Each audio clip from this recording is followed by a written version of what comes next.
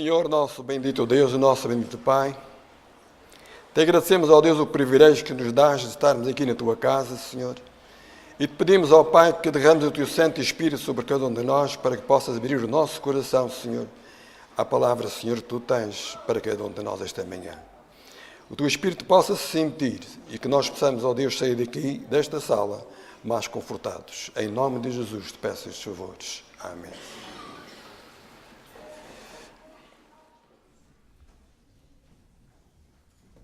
Queremos dar as boas-vindas aos irmãos, a todas as visitas, aquelas pessoas que nos assistem através da internet, que se possam sentir bem na companhia do nosso bom Deus.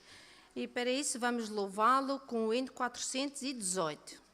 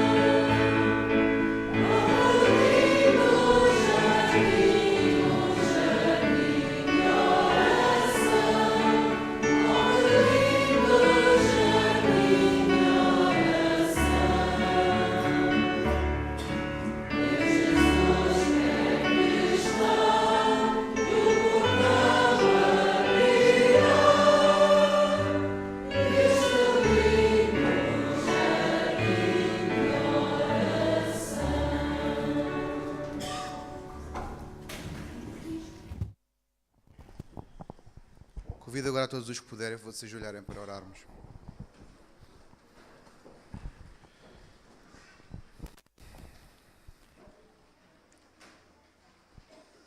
Graças, Senhor, por te termos como nosso Deus. Deus eterno, majestoso, Rei dos reis, Senhor dos exércitos, a força das forças, Senhor, todo o poder. Vem, Senhor, nos ajudar a nunca nos esquecermos disso. Vem, Senhor, nos ajudar a aceitarmos o teu convite. Senhor, tu vais recriar esta terra, tu virás em breve. E, Senhor, aqueles que quiserem ir contigo, Senhor, tu dás essa possibilidade. Obrigado, Senhor, pela morte de Jesus na cruz, pela sua ressurreição como nosso exemplo daquilo que irá acontecer a todos nós. Em nome de Jesus. Amém.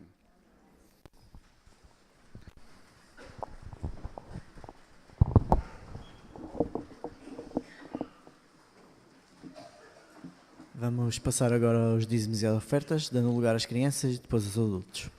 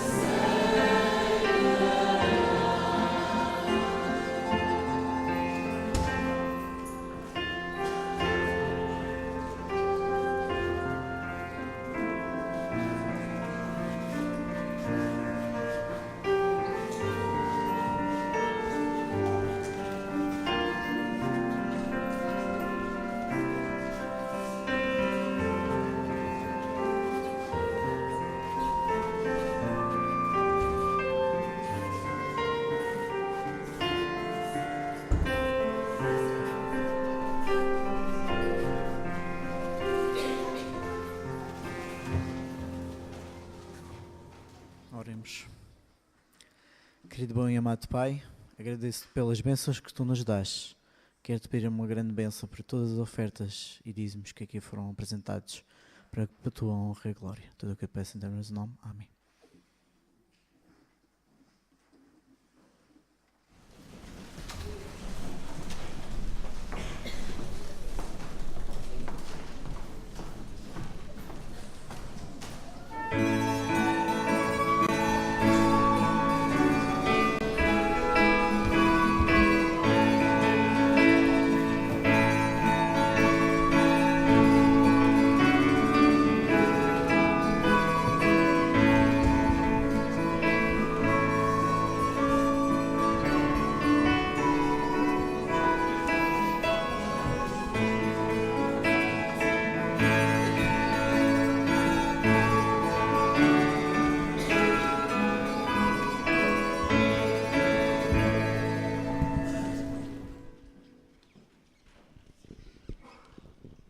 Bom dia, meninos. Ai, que bom dia tão fraquinho. Bom dia, meninos. Bom dia, meus queridos. Bem dispostos? Ainda bem. Vamos prestar atenção à história que eu tenho para vos contar? O título da história diz: Venceram a cantar. Fiquem com o título, está bem? Não esqueçam. Josafá, isto foi no reinado de Josafá. Josafá foi um rei muito amigo de Deus. E por isso ele era honesto. Ele mandou destruir todos os altares pagãos que existiam, mandou destruir os ídolos que existiam entre o povo e incentivou o povo a seguir o caminho de Deus, do verdadeiro Senhor. Um dia chegou até ele uma notícia que o deixou muito preocupado.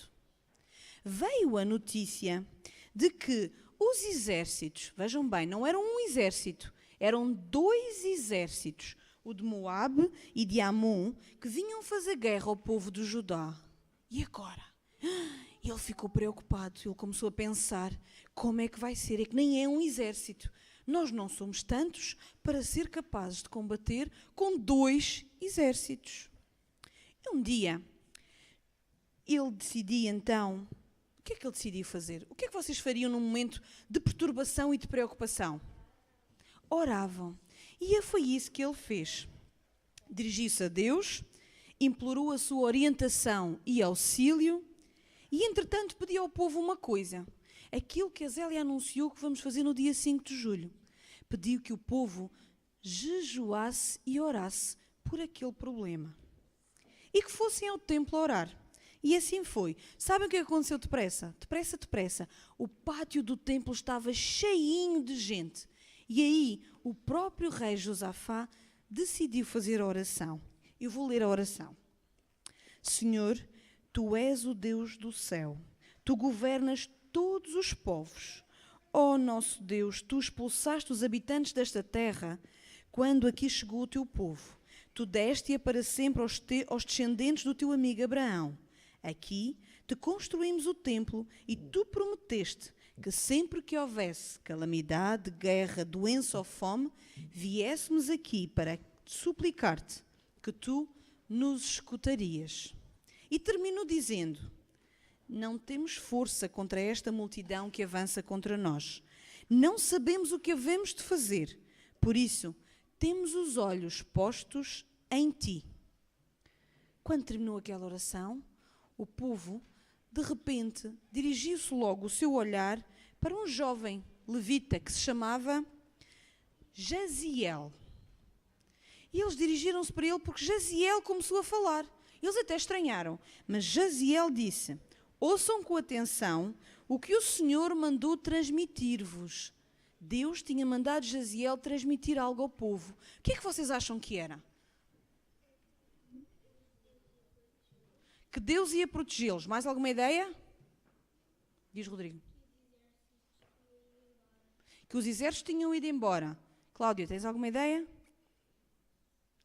Será que Deus mandou Jaziel dizer isso ao povo? Ou era para o povo se preocupar e se despachar a pegar nas armas para combater? Vou ler.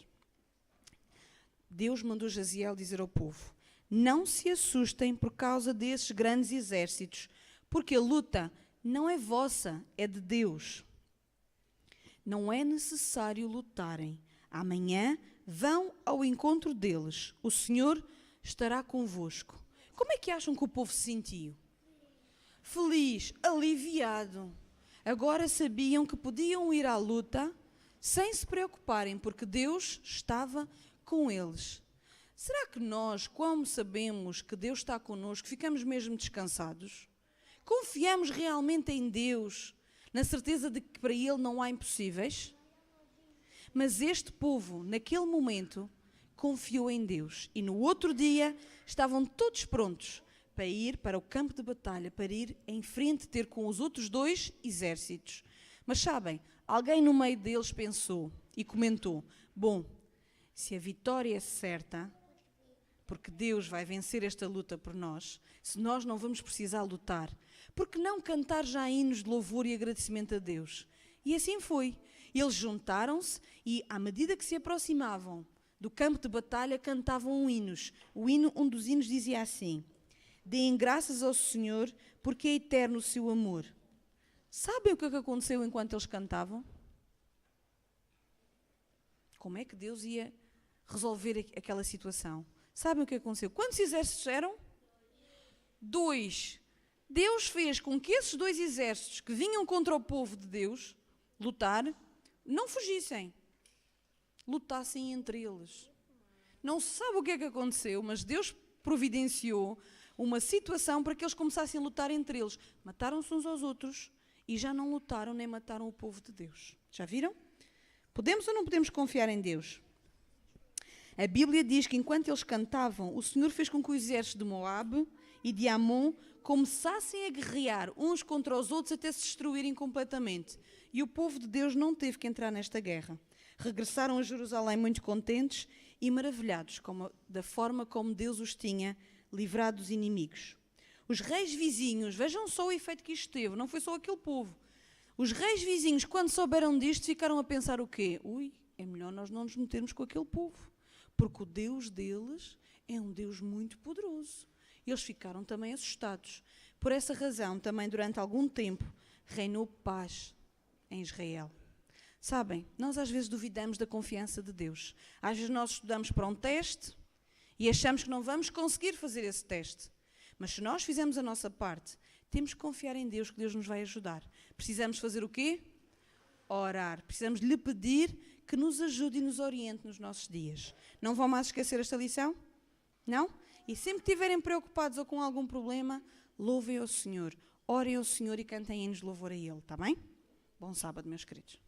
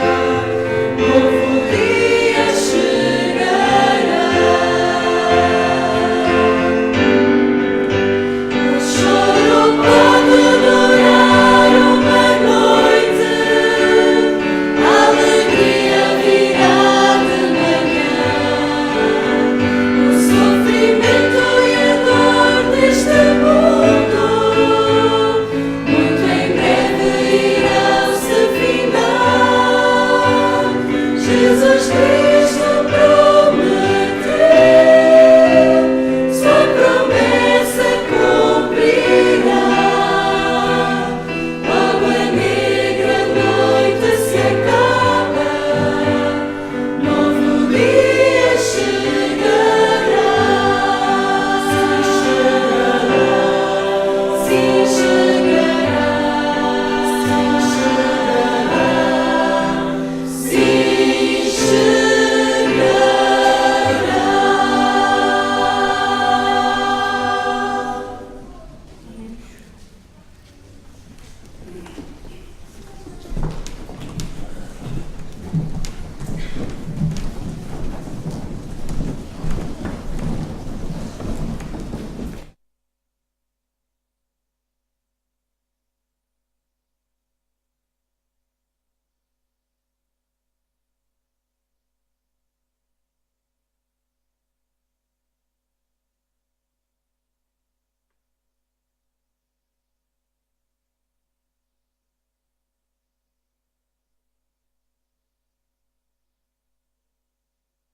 Esta manhã, na casa do Senhor.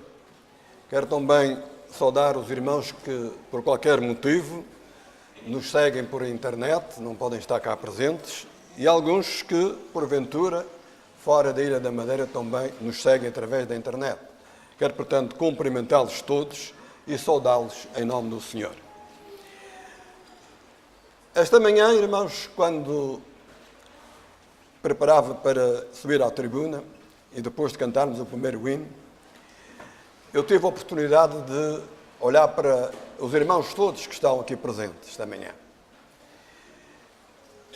E neste momento, irmãos, olhando de novo para todos vós, vejo-os todos com uma cara muito triste. E não sei porquê, nós devíamos estar todos com uma cara sorridente porque estamos na casa do Senhor.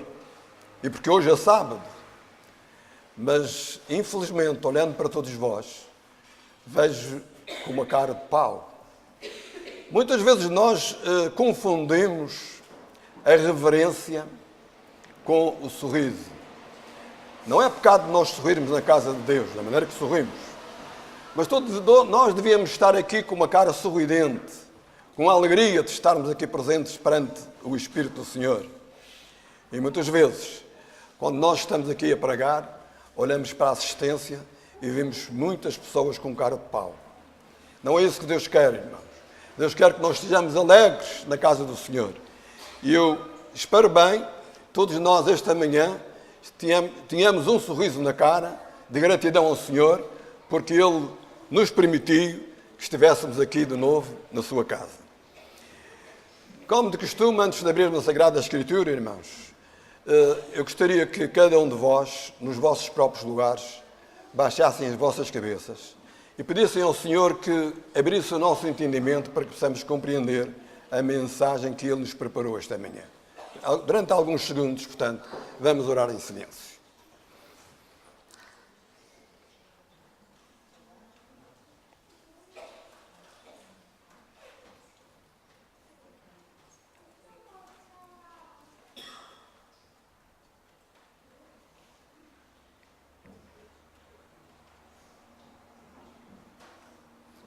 Amém. Vamos então abrir as nossas Bíblias no livro de São João, no capítulo 14, nos versículos 11 a 14.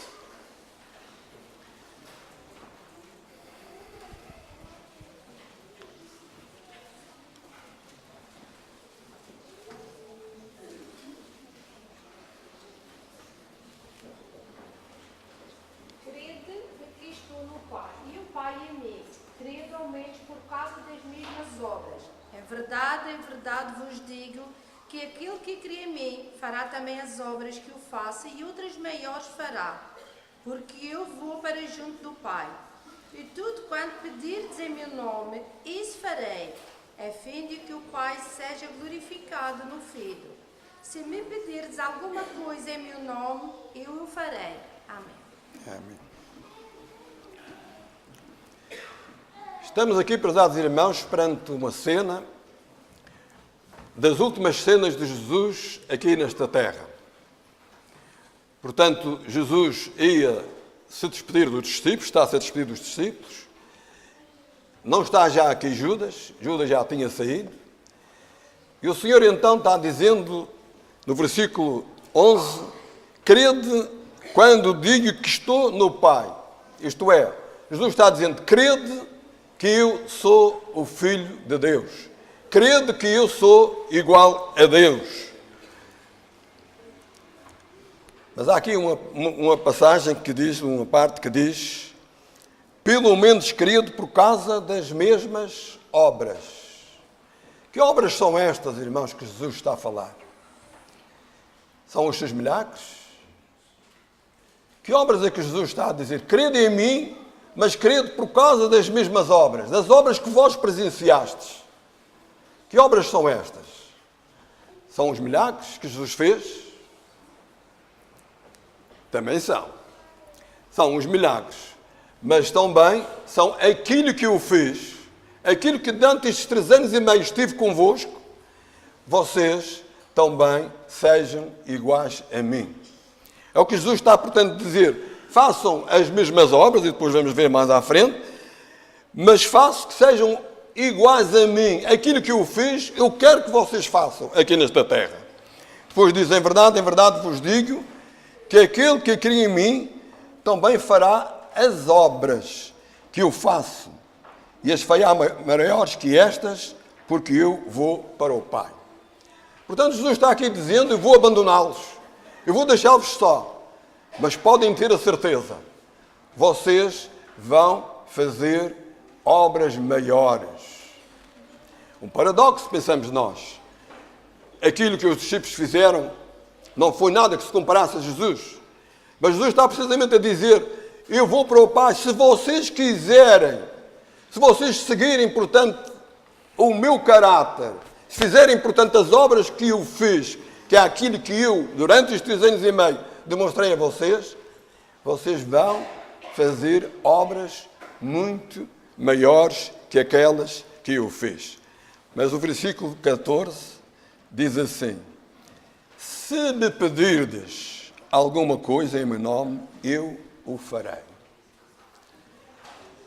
Irmãos, Jesus está dizendo, peçam tudo em meu nome, e eu o farei. Mas tem aqui uma palavrinha, no princípio deste versículo, que diz, se, e isto se muda completamente a coisa. Se me pedires alguma coisa em meu nome. O que é que Jesus está dizendo? Só basta eu chegar a casa e orar e dizer, Senhor, eu peço-te em teu nome isto e isto, e Jesus dá-nos. É isso que Jesus está querendo dizer. Se eu disser em nome de Jesus, salva esta igreja toda, e Jesus salva.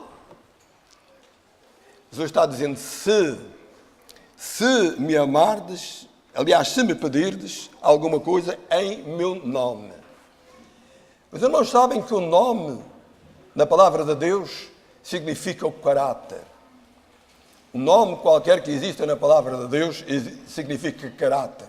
O que Jesus está dizendo, portanto, aqui é, se vocês tiverem o meu caráter, se vocês, portanto, compreenderem a minha missão, se compreenderem aquilo que eu fiz, todas as coisas que vós pedires em meu nome, eu o farei.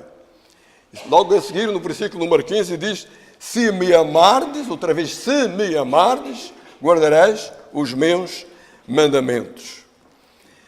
Muitos de nós, irmãos, pensamos que ter fé é alguma coisa que eu, portanto, tenho em mim, ou alimento em mim, que é capaz de mudar a vontade de Deus para que Deus faça a minha vontade. Muitos de nós pensamos isso.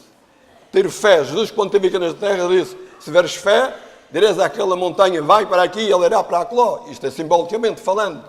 Nós vamos fazer isso. Mas Jesus estava dizendo, a fé é capaz de tudo.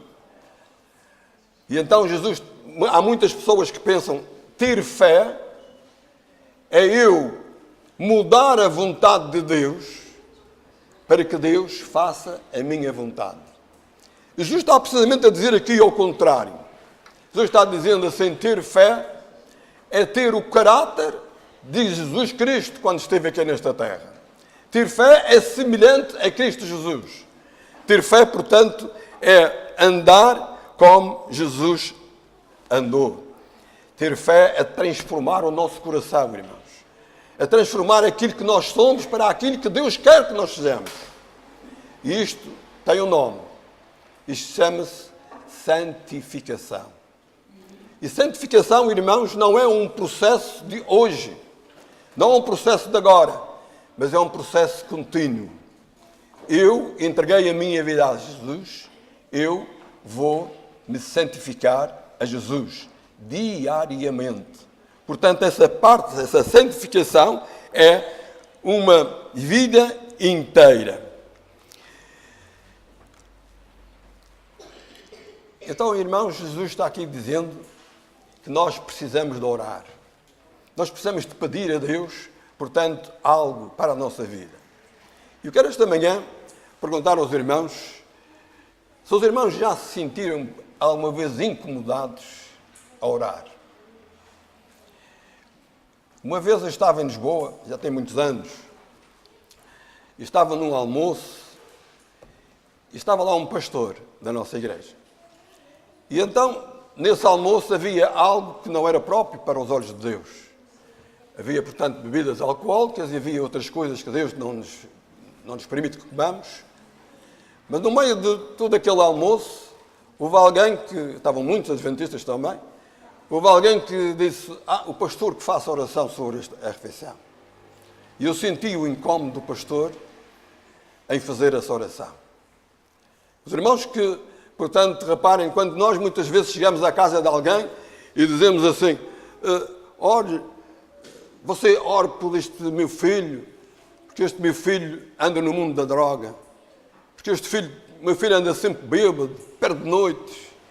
Nós ficamos incomodados com este pedido de oração. E a primeira coisa que nos vem à cabeça é o seguinte, porquê que ele não faz a sua parte?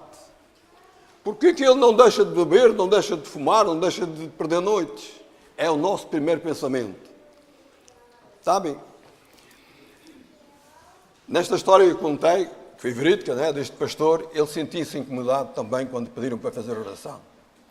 E na oração ele disse assim, uma frase que até hoje nunca mais me esqueci, isto já tem mais de 30 anos. Ele pediu a bênção de Deus sobre aqueles alimentos e disse, Senhor, nós não abençoamos aqueles alimentos que não são próprios para consumo. Não abençoamos, portanto, estas bebidas alcoólicas, etc, etc. Não me caiu bem naquele momento a oração, mas foi a maneira de o pastor o fazer. Mas eu senti que ele estava um pouco incomodado. E muitas vezes nós sentimos incomodados, irmãos, quando alguém nos pede por orar por outra pessoa. Para que nós sejamos intercessores de outro caso qualquer. Sentimos incomodados. Sabe, uma vez Pedro e João, depois de Jesus subir ao céu, eles passaram no templo. E estava ali um homem, aleijado já há tantos anos. E ele então pediu uma esmola. E Pedro e João disse, nós não temos dinheiro.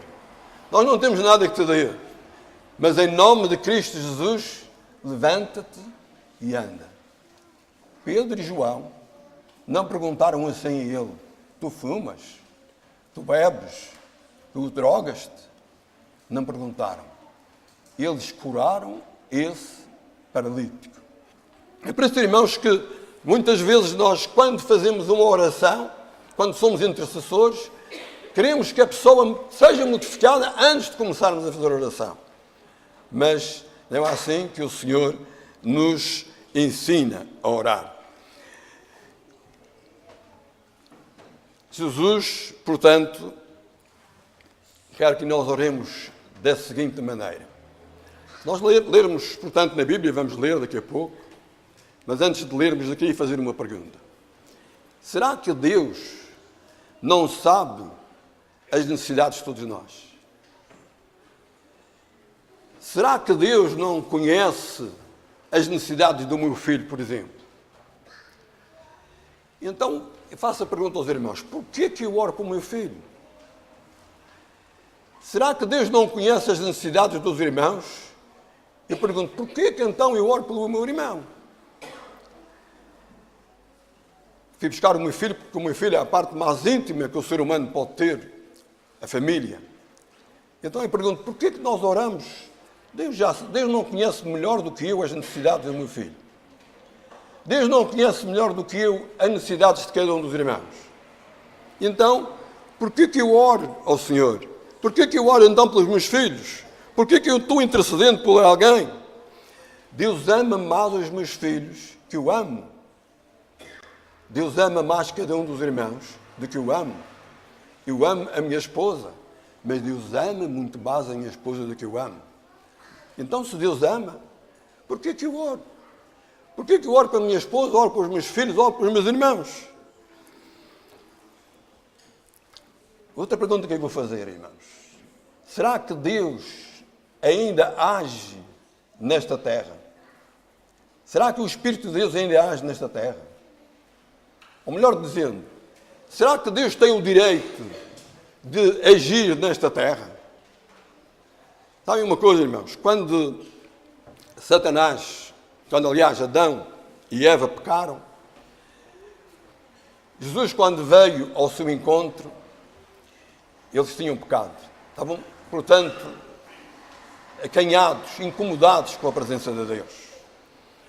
E o Senhor chegou junto a eles e perguntou-lhes, fez as perguntas que todos nós conhecemos, não vou dizer agora.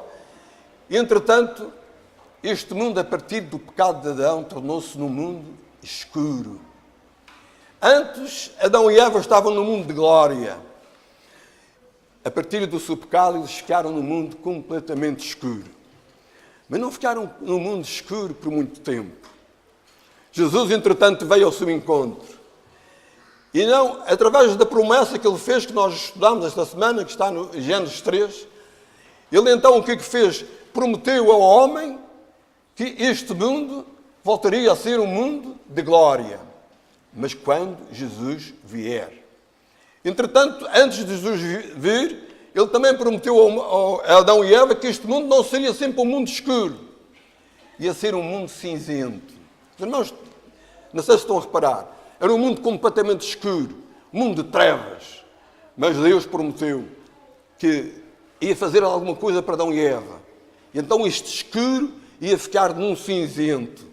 Um cinzento mais voltado para o escuro. E então, o que é que Jesus faz? Jesus oferece para vir a este mundo. E então o mundo passa a ser, a partir daí, cinzento. E se nós repararmos, irmãos, o que é que ele torna cinzento? O que é que torna o mundo cinzento? É porque ainda no mundo existem vós. Ainda no mundo existe nós, uma luz aqui, uma luz acolá, uma luz no outro lado, uma luz noutra parte do mundo, e que torna este mundo cinzento. Torna este mundo ainda não totalmente escuro. Mas, irmãos, se nós analisarmos bem, nós somos pequenas luzes iluminando este mundo escuro. Se nós analisarmos, portanto, a população da Ilha da Madeira, com a população dos filhos de Deus, nós vemos que a percentagem é muito, muito pequena. Portanto, este mundo é cinzento porque a percentagem é muito pequena. Existem poucas luzes ainda a iluminar no mundo de trevas. E é por isso que este mundo ainda está escuro. Deus, eu perguntei há pouco, será que Deus age neste mundo ainda? Deus ainda está agindo, eu tenho o direito de agir neste mundo? Sim, Deus ainda age. E Deus age através da nossa liberdade de escolha. Cada um, irmãos, portanto, tem que escolher quem é, se é de Satanás, como Adão e Eva, ou se é de Deus. Quando Satanás estava portanto, no mundo de glória, Deus deu a escolher. Ou continuas no mundo de glória, ou continuas no mundo escuro. Adão e Eva escolheram o mundo do pecado. Escolheram, portanto, o mundo de Satanás. Reparem, irmãos, que em Jó, não vamos ler o episódio, mas em Jó, no capítulo 1, Jesus tem uma conversa com Satanás. E Jesus pergunta a Satanás, de onde é que tu vens? Ele disse, eu venho do meu domínio. Eu venho do meu domínio, eu venho de rodear a terra, e venho de comandar a terra. Portanto, a partir do pecado de Adão e Eva, Satanás foi o comandante desta terra. Eu venho, portanto, venho rodear aquilo que é meu, do meu domínio. E então, Jesus faz uma pergunta. Lá no teu domínio, tu encontraste alguma luz? Tu encontraste algum servo fiel no teu domínio de pecado? E ele diz, sim. Há lá um servo teu, um servo que é Jó. Mas tu dás-lhe tudo. Ele, portanto, está no teu domínio porque tu dás-lhe tudo. O que acontece? Deus autoriza a que Satanás faça aquilo que todos nós conhecemos e não vamos focar isto amanhã. E então, o que Satanás volta de novo ao céu? Ele dizia, volta do meu domínio. E todas as reuniões que Satanás ia, ele falava, acusava Deus, porque tinha aqui alguém que era luz, mas que luz que Deus abençoava e que Deus, portanto, os protegia. Sabemos que o representante desta terra, a partir da morte de Jesus Cristo, deixou de ser Satanás. O representante, portanto, deixou de ser Satanás para ser Cristo Jesus. Mas Cristo Jesus, irmãos, neste reino de trevas, nesta escuridão, só atua através do seu Espírito Santo na nossa livre arbítrio. Nós temos que autorizar, é o termo direito. Eu não posso dizer ao Senhor que o Senhor muda a minha vida se eu não autorizar. É o termo direito. Para que Deus haja, eu tenho que autorizar. E então, irmãos, será que eu, ou cada um de nós, já temos autorizado esse na minha vida? Cada pessoa que segue a Jesus, irmãos, é um ponto luminoso neste mundo, disse eu há pouco. E a pergunta que eu faço é, será que nós estamos a ser um ponto luminoso nesta terra? Mas há pouco eu disse, irmãos, se Deus sabe que eu sou um pecador, se Deus sabe que vós tendes necessidade, para que é que eu oro? Vamos ver em São Mateus, no capítulo 6 de São Mateus. Os discípulos estavam confusos, ouviam Jesus orar, mas eles não sabiam orar. E então, São Mateus, no capítulo 6, e no versículo 10, diz-nos o seguinte: venha o teu reino, seja feita a tua vontade, assim na terra como no céu. Irmãos, isto está no Pai Nosso.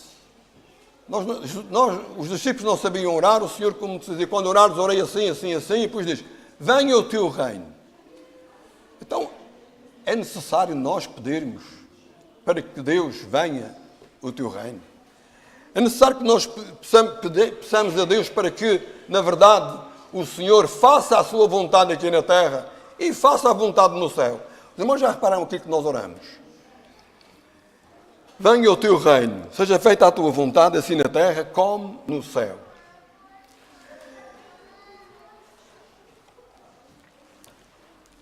Então Jesus está dizendo, tu precisas orar para que a minha vontade seja feita aqui na terra. Há um episódio na Bíblia, irmãos, a hora nos vai adiantada. Elias, vamos falar sobre Elias. Em Tiago, no capítulo 5 de Tiago, no versículo 17, Tiago 5, 17, diz assim: Elias era um homem sujeito às mesmas paixões que nós, e orou com fervor para que não chovesse. E durante 3 anos e meio, 3 anos e 6 meses, não choveu sobre a terra. Não vamos analisar, que a hora vai adiantar deste episódio, mas a pergunta que eu faço aos irmãos é o seguinte: será que Deus não tinha dito a Elias que ia deixar de chover durante 3 anos e meio? Deus não tinha informado a Elias, olha Elias, eu vou deixar de mandar chuva durante 3 anos e meio. E aqui diz que orou com fervor para que não chovesse durante 3 anos e meio.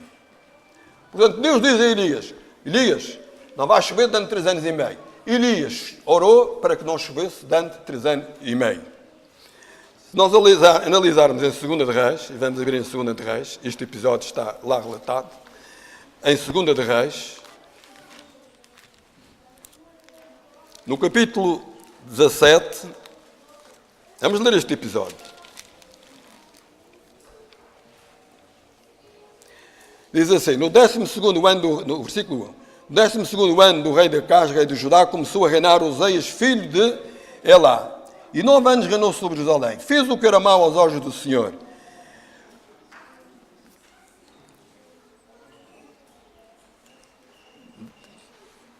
Estava a ler, portanto, 2 de Reis e era 1 de Reis. Não tinha contexto nenhum. 1 de Reis, no capítulo 17. Diz assim, orou Elias, o tesbita dos moradores de Gileade, disse a Acabe, tão certo como vive o Senhor Deus de Israel, perante cuja face estou, nem orvalho, nem chuva, nem haverá nestes anos, senão segundo a minha palavra. Portanto, Elias está dizendo 3 anos e meio não vais ter chuva.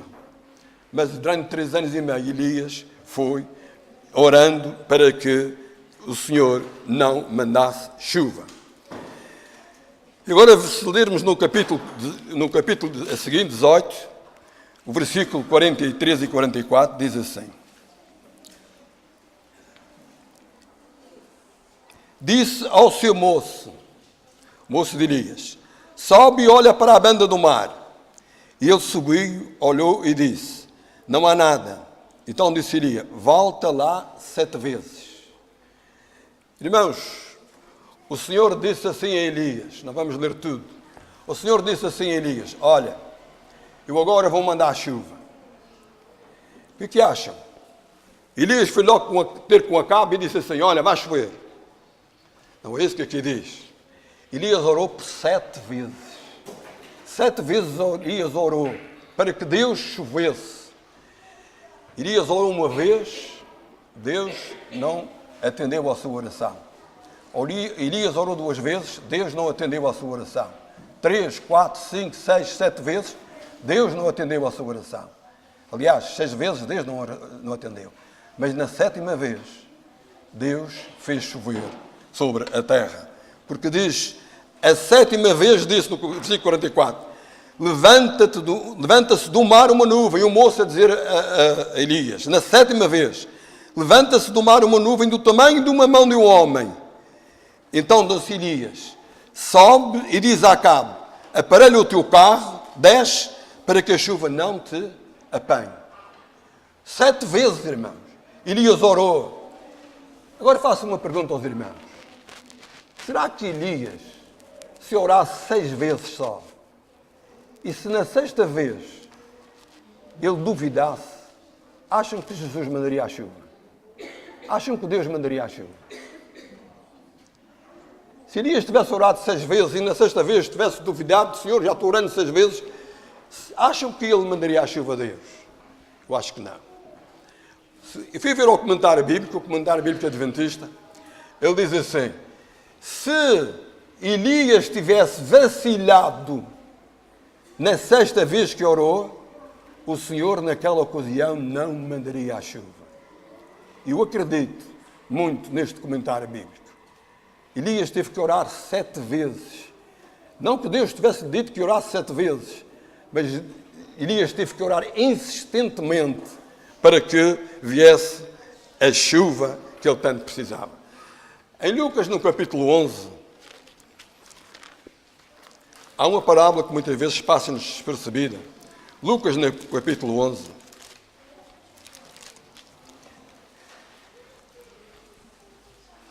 nos versículos 11, aliás, no versículo 5, vamos dizer, 11, 5 em diante. Então lhe disse, qual de vós terá um amigo, e se este for procurá-lo à meia-noite, e lhe disser, amigo, empresta-me 3 pães, porque o meu amigo chegou de viagem à minha casa e não tenho que lhe apresentar.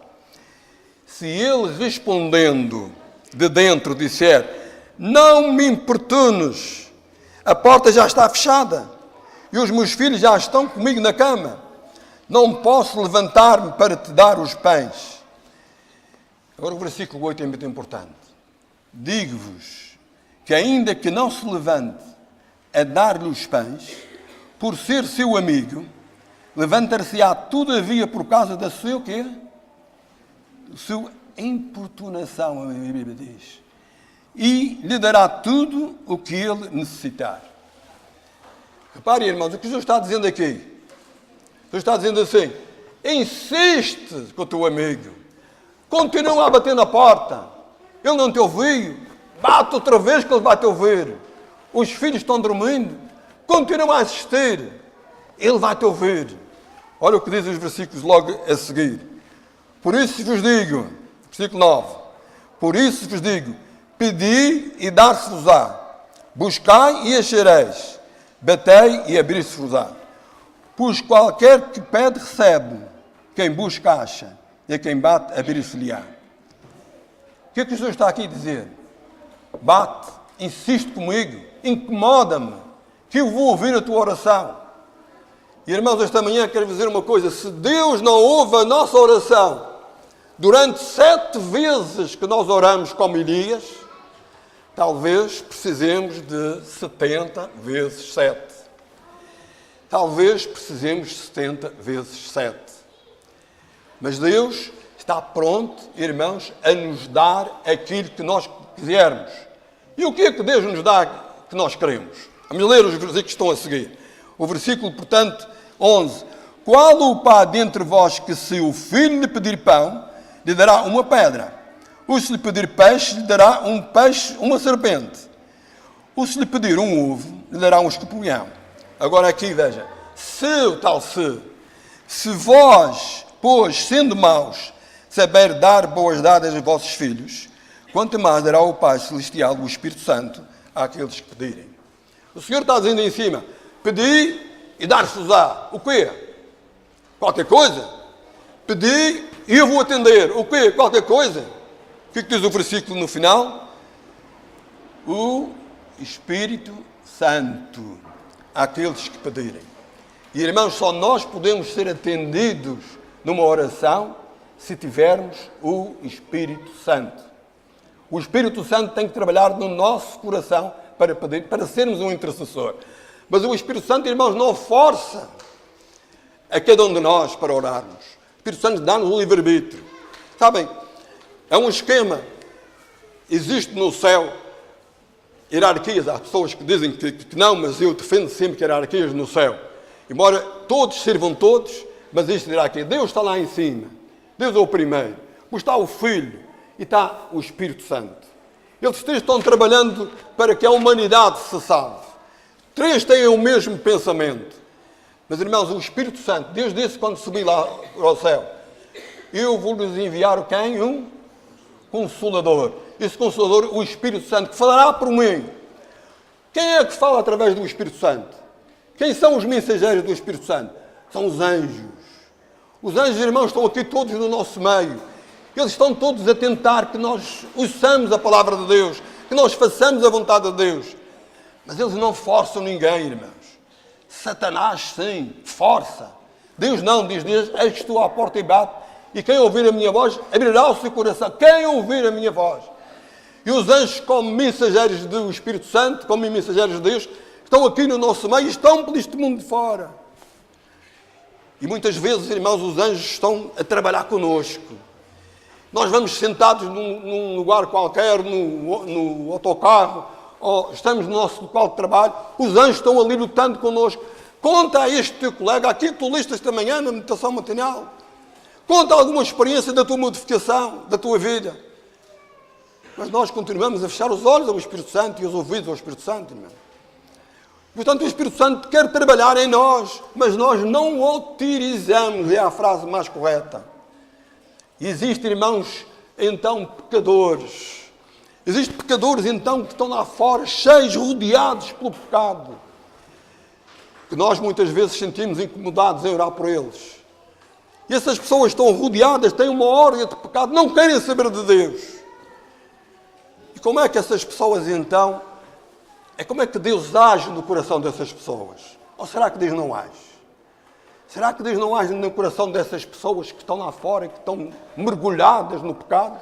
Deus não devia agir, porque eles estão mergulhados no pecado e não querem saber de Deus. Mas Deus age. Sabem como é que Deus age? Deus age através de cada um de nós.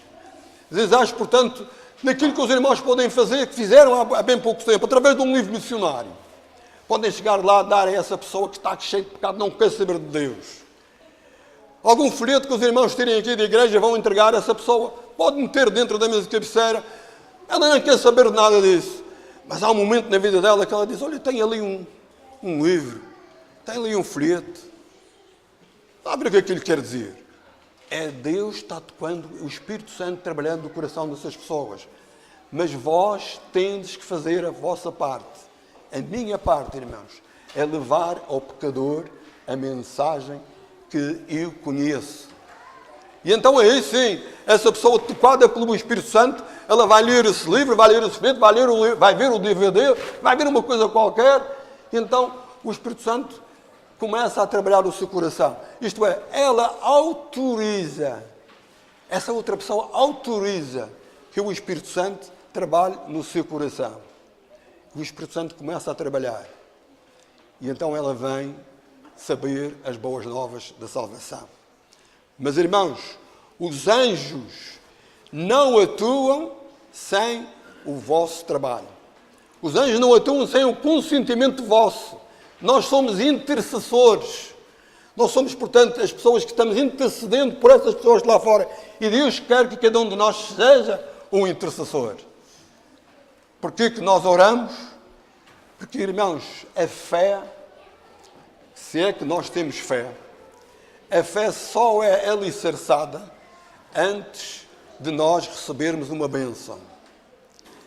Eu vou repetir, a fé de cada um de nós só é alicerçada antes de nós recebermos uma bênção. Porque antes de nós recebermos uma bênção, nós estamos sempre com a esperança, acreditamos, e fé é isso, acreditamos que Deus vai nos conceder.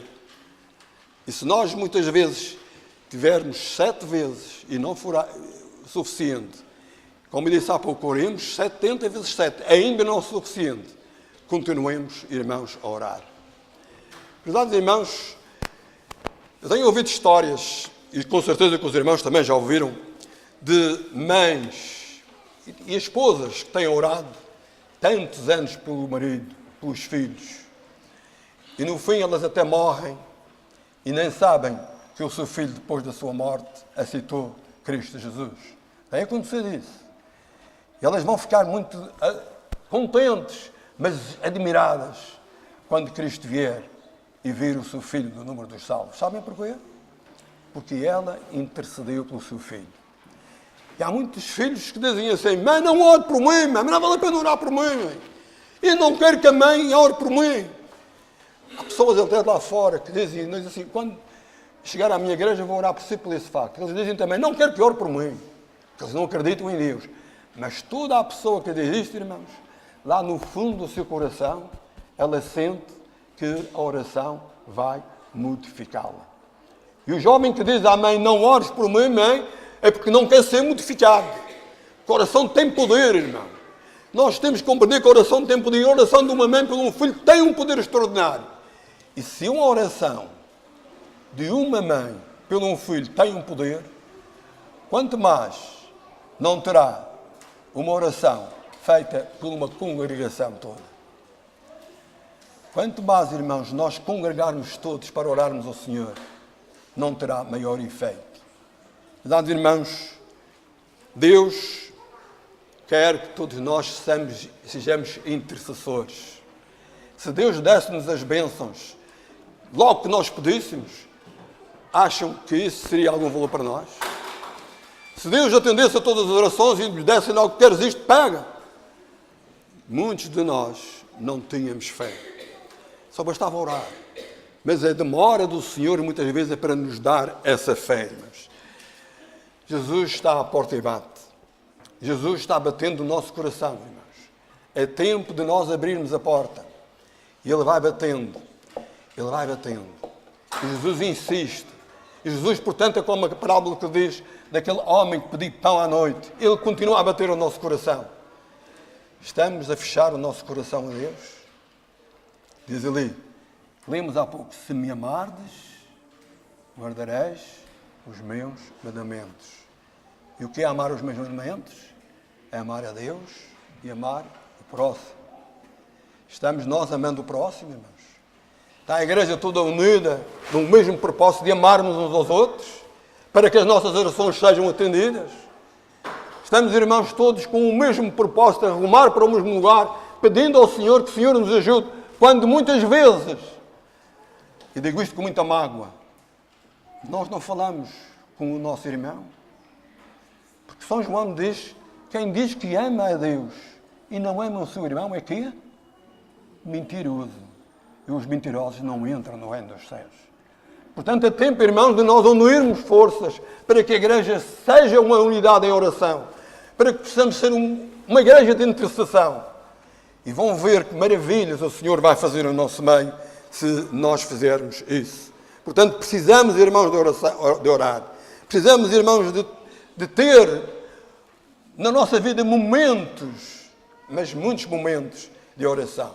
Aqueles irmãos que tiveram naquele cursozinho que fizemos há bem pouco tempo ali com o pastor Daniel Bastos, ele deu-nos a todos nós um livrinho. Não sei se alguns irmãos já leram esse livrinho. É um livrinho fantástico. Já li algumas partes. É um livrinho em que fala em milagres. Milagres, traz de milagres. Nos Estados Unidos da América, esse livrinho diz que hoje em dia existe um sanatório que custou 470 mil dólares, feito sem $1. Eles não tinham $1, mas a congregação reuniu-se em oração. E o Senhor foi dando, e hoje esse é um dos melhores sanatórios que nós temos nos Estados Unidos da América. Porquê? Porque os irmãos se uniram em oração. Os irmãos se uniram, portanto, em oração. Há um hino que eu gosto imenso, que diz, na oração encontro calma, na oração encontro paz. Orar a Deus faz bem à alma, falar com Deus me satisfaz. Grande é o nosso Deus e as obras que Ele faz. O seu amor não tem limites. Em seu perdão encontre paz. Termino esta mensagem, irmãos, ouvindo, portanto, a Lena cantando este mesmo hino. O Senhor acompanha todos. Amém.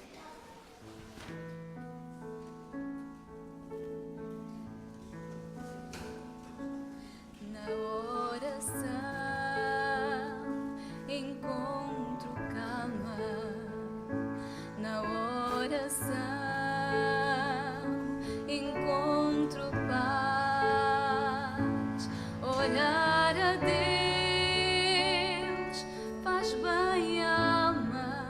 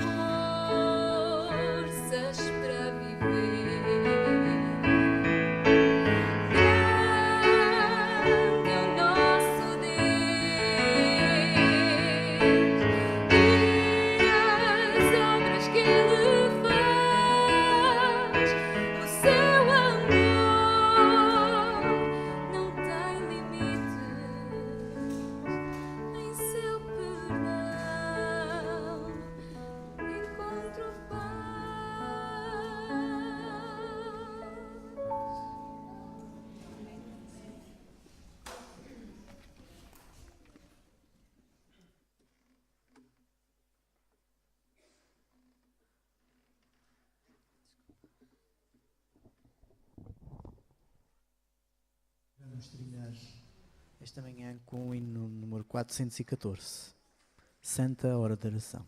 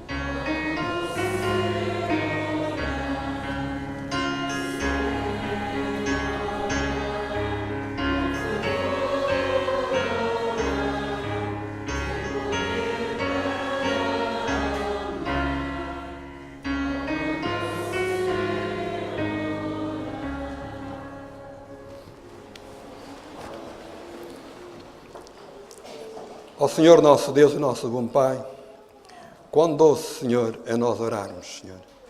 Nós temos a certeza, Senhor, que Tu estás pronto a ouvir, Senhor, as nossas orações. Por isso, ó Pai, aumenta a nossa fé, para que nós possamos, ó Deus, acreditar, Senhor, nas Tuas bênçãos. Acreditar que Tu podes tudo, Senhor, e que podes, na verdade, Senhor, nos dar as bênçãos para o fortalecimento da nossa alma. E, ó Pai, ajuda-nos, Senhor, ao sairmos aqui desta sala, possamos ter essa certeza. Se orarmos com fervor, Senhor, se o Espírito Santo, ó Pai, habitar em nós, nós conseguiremos fazer maravilhas, Senhor, em Teu nome. Por isso te pedimos que dês essa esperança, nos dês essa fé e nos habilites, Senhor, a ser chamados Teus filhos. Guarda-nos e protege-nos, dá-nos um lugar contigo no céu e quando Tu vieres, ó Pai, nenhum de nós se venha a perder, mas que todos, ó Deus, possam estender os Teus braços para Ti e dizer, eis o nosso Deus a quem aguardávamos. Guarda-nos, ó Deus, durante este resto de dia de sábado. Em nome de Jesus te peço estes favores. Amém.